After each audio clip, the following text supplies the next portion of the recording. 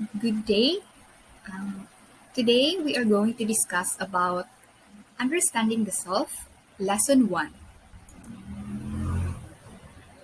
But first, let me try to ask you, why understanding the self? Of course, there are circumstances that we have to ask, nganong kailangan nato i-understand ang atong self? And it is a very important kay para ma-evaluate ko nato ang atong self in some time.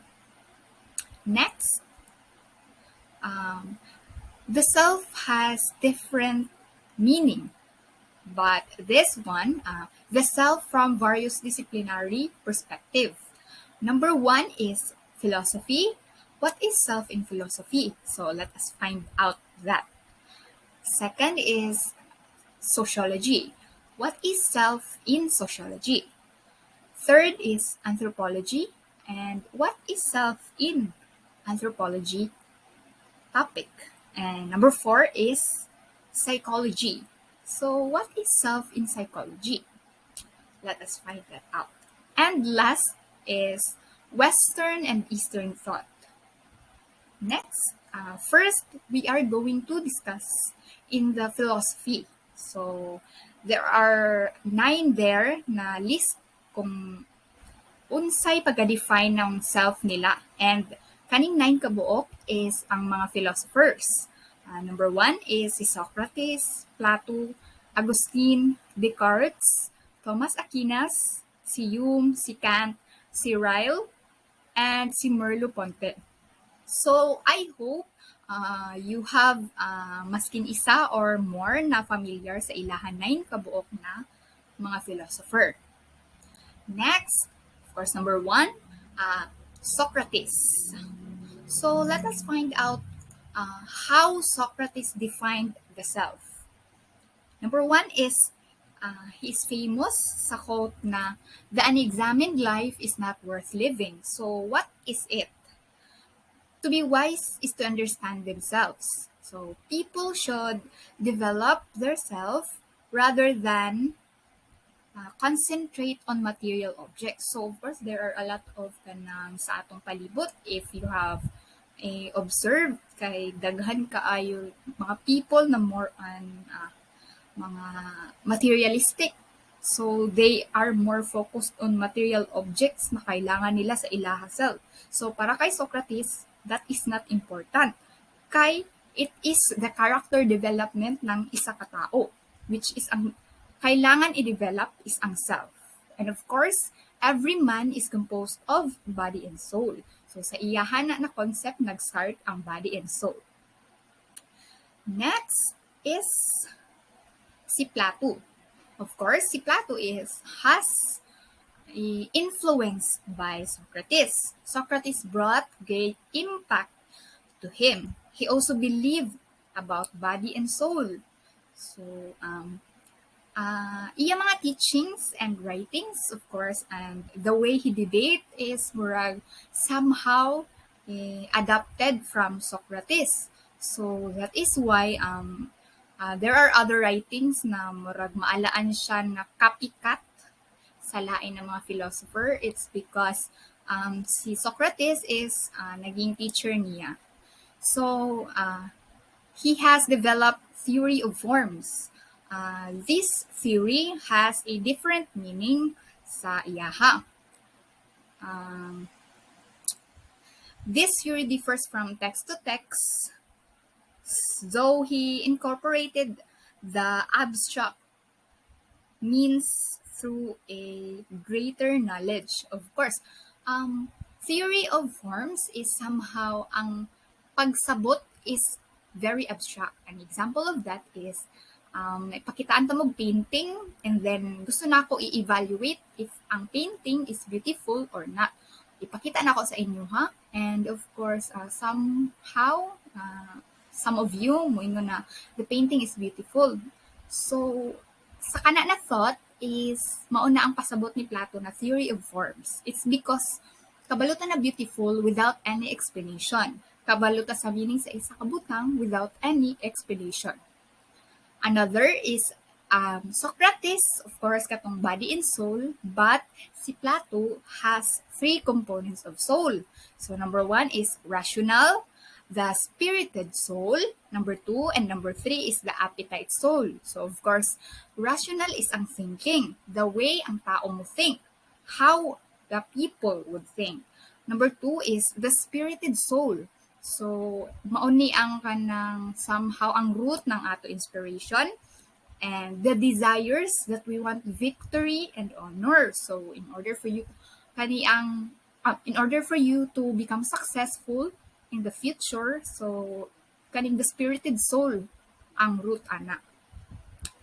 And of course, the appetite soul, it is like basic cravings and desire come from. So mauni ang somehow root ng why we crave for success, why we crave for development of ourselves.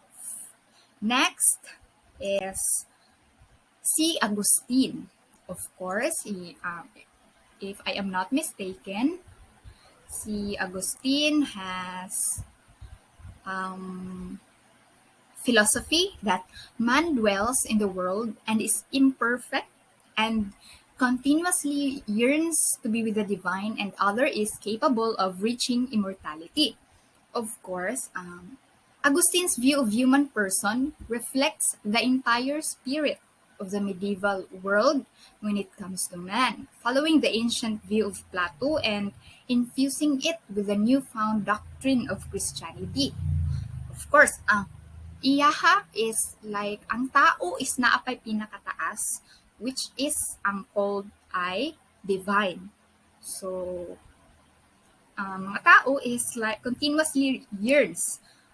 Kailangan nila ng, it's like nag-seek sila para, they-seek sila to be with the divine. Para naa sila connections.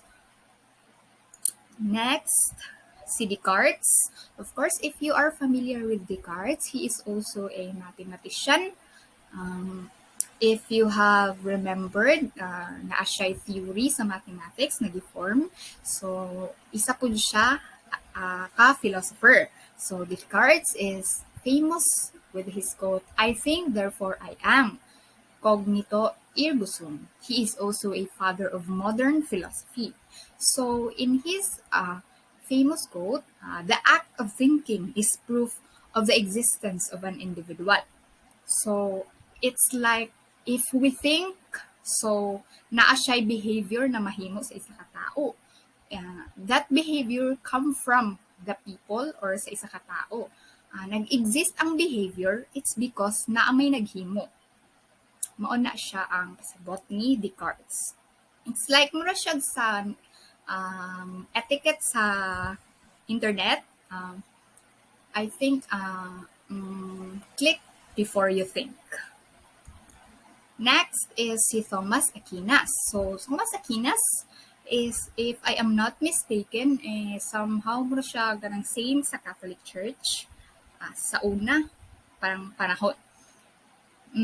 He brought faith and reasoning together. So, knowledge, whether obtained through nature or through religious studies, all came from God and could work together. So, anything sa earth na mga things is from God. So, people is, it's like connected sila kang God. And in order for them to work together, tanan butang came from God. Next is si Hume.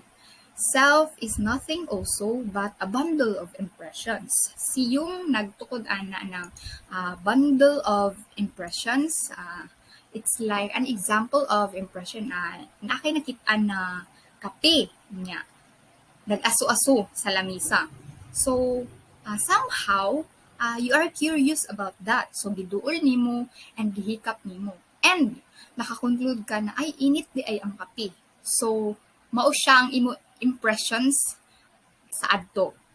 And, of course, ideas. So, di ba, ideas is a copy of impressions. So, that is why sa lain tao, somehow they have an idea. So, ang ideas is a copy of impressions and a bundle of or collection of different perceptions which succeed each other with an inconceivable rapidity and are in a perpetual flux and movement.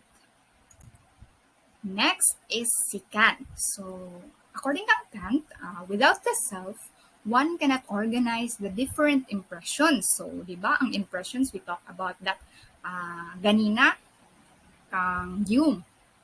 So, without the self kuno, one cannot organize the different impressions that one gets in relation to his own existence.